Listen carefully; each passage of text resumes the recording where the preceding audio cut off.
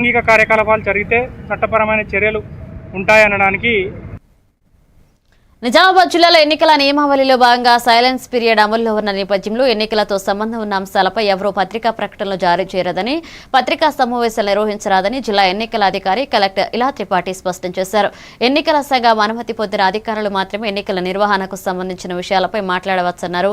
Polling ముగిసే వరకు ఆంక్షలు కొనసాగుతాయని, ఎగ్జిట్ పోల్స్ పైన నిషేధం అమల్లో ఉంటుందన్నారు. నియమావళి ఉల్లంఘనకు పాల్పడితే కఠిన చర్యలు తీసుకుంటామని హెచ్చరించారు.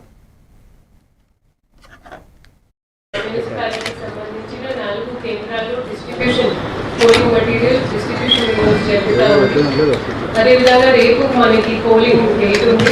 రేపు టైం వచ్చేసి మార్నింగ్ 7 to సాయంత్రం 5 గంటల వరకు.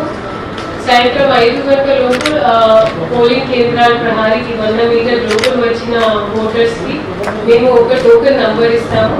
సో దాని తర్వాత ఎవరికి కూడా ప్రహారీ పోలింగ్ కేంద్రాల్లో అనుమతి లేదు. మనకి 4 కార్పొరేషన్ 3 మున్సిపాలిటీ కలిపి 146 వార్డులు ఉన్నాయి.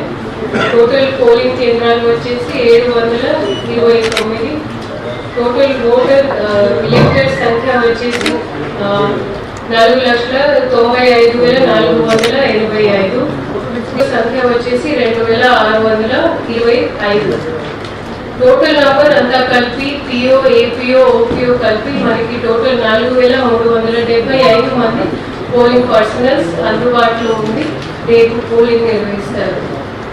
దీంతో పాటు మన అన్ని పోలింగ్ కేంద్రాలు ఏదైతే మనం 729 పోలింగ్ స్టేషన్స్ మనం నమోదు చేసి గుర్తించాము. ప్రతి ఒక్క పోలింగ్ స్టేషన్స్ లో మేము వెబ్ కాస్టింగ్ కూడా 100% అన్ని కార్పొరేషన్ కావచ్చు, మున్సిపాలిటీ కావచ్చు అక్కడ ఏర్పాటు చేశాము.